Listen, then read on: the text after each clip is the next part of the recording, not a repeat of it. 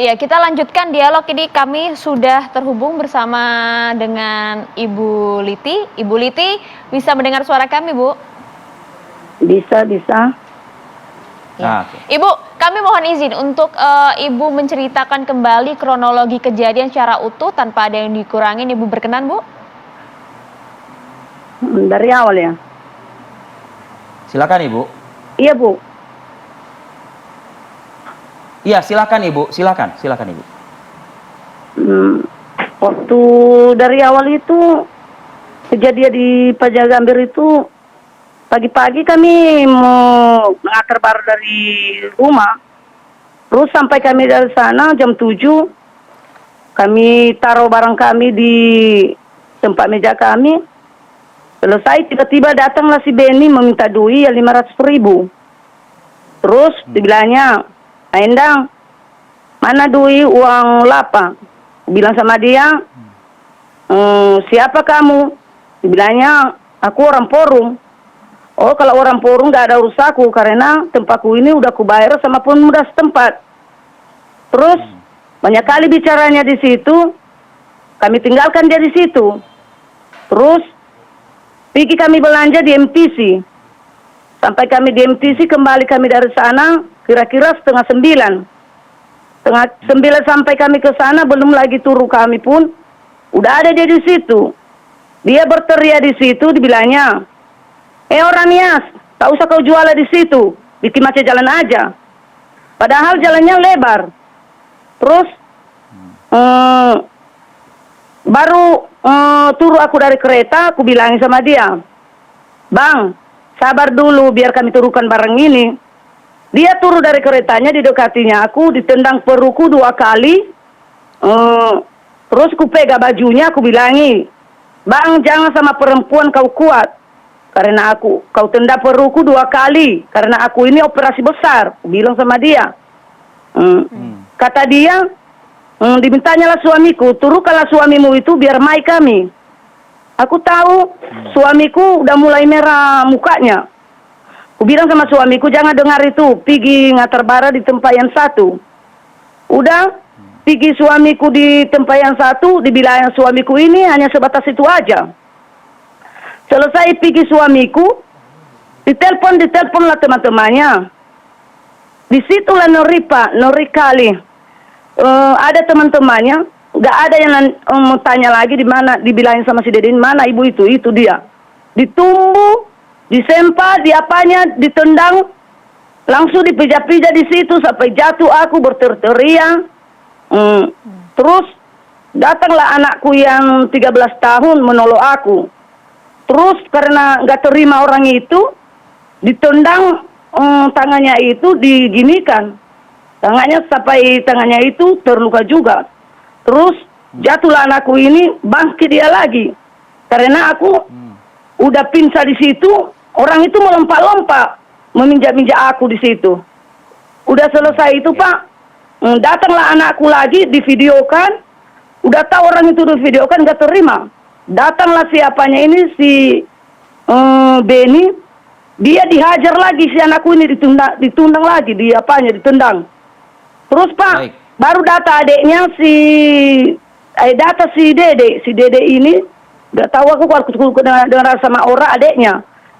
Diambil kepalaku dengan kepala anakku, diadukan.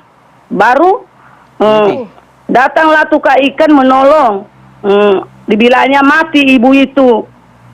Dikoroyoni lagi itu Pak. Udah selesai. Baik. Kami diludahi di situ. Orang itu main kayu lagi, memukul kayu kami. Baik, itu ceritanya dari awal Pak. Baik, Ibu Liti, terima kasih atas testimoni kesaksian Ibu ya Bu.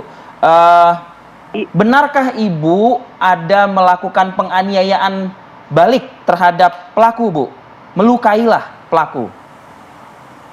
Enggak ada sama sekali Pak. Namanya pun kami perempuan, bagaimana kami mengajar orang itu Pak? Asalkan tanganku aja gini-gini. Ibu, Bu. Karena kan Ibu kan tadi kan memberikan keterangan ada 2 orang anak Ibu yang ikut membantu pada saat itu. Yang 2 orang anakku nggak ada, hanya 1 orang. Artinya yang Ibu 13 tahun pagi itu. ini pagi ini Ibu menyangkal melakukan pemukulan atau penganiayaan terhadap pelaku. Nggak ada, sama sekali. Hmm. Hanya tanganku aja gini-gini, mau apanya tangan orang itu dengan kaki orang itu. Menghalangi tindak kekerasan yang dilakukan terhadap ibu begitu? Iya, menghalangi kaki orang itu, tanganku, apa-apanya aja lah gitu. Oke, Ibu tadi menceritakan juga mereka ini datang mengaku polisi, Bu. Betul, Bu? Betul. Ibu tahu nggak sebetulnya siapa mereka ini? Waktu awal nggak tahu, waktu melapor kami di sana Pak, diterima kami baik, diambil laporan, selesai diambil laporan, dibilangnya tahu orangnya. Kami bilang nggak tahu orangnya Pak, tapi ini videonya. Datanglah polisian satu ini ditengok Pak, dibilangnya, oh ini si Beni, dibilangnya. Terus langsung disuruh kami Pak mengambil visu di asrama haji. Terus Jadi sampai ada kami di satu sana anggota Pak. polisi di kantor polisi pada Yang saat mengenali. itu yang mengenal pelaku, Bu. Begitu, Bu? Iya, dia yang kasih tahu nama itu pun Pak sama kami.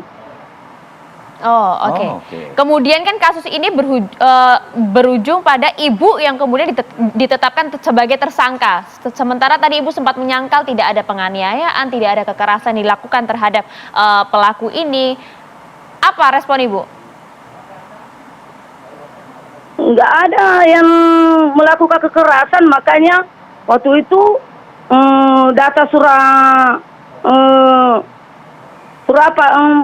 panggilan, pertama data surat panggilan dari kami dengan anakku udah kami hadiri, udah selesai kami hadiri, datang lagi surat panggilan dari kedua, bukan surat panggilan itu, surat tersangka di situ. Penetapan tersangka.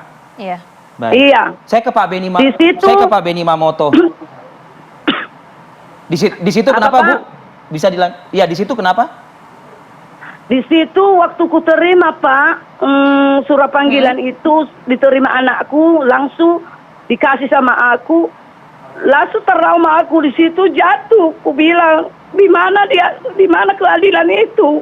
Kok bisa aku yang tersangka, aku yang dihajar preman yang 4 orang itu, kok aku yang dimasuki di penjara? Di mana hukum di dunia ini? Terus jatuh aku, pingsan aku di situ. Di atas suamiku di tempat tidur, karena suamiku mengkhawatir aku nggak sadar-sadar.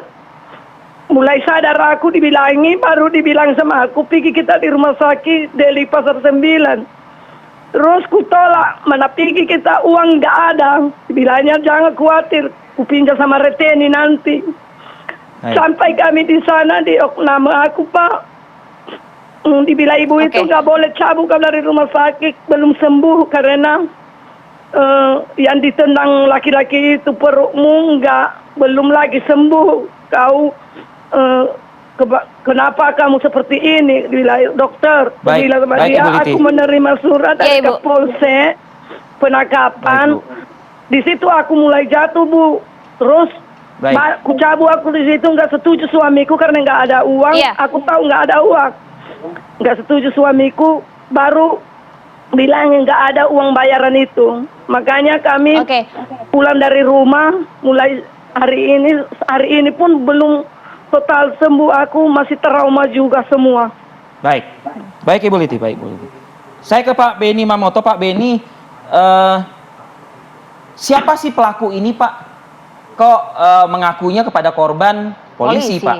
Dan di kantor polisi saat korban melakukan laporan LP, ada salah satu anggota polisi yang menyebut nama pelaku, padahal korban pun juga tidak tahu, tidak mengenalnya, begitu Pak Beni. Ya, pertama tentunya saya kaget karena namanya sama dengan saya, jadi saya kaget juga menyebut nama Beni. Iya. Jadi Padahal begini, Padahal Beni Ya. di Jakarta, Pak ya. Beni di Jakarta. betul. Jadi kalau bicara alibi, saya kuat, saya di Jakarta.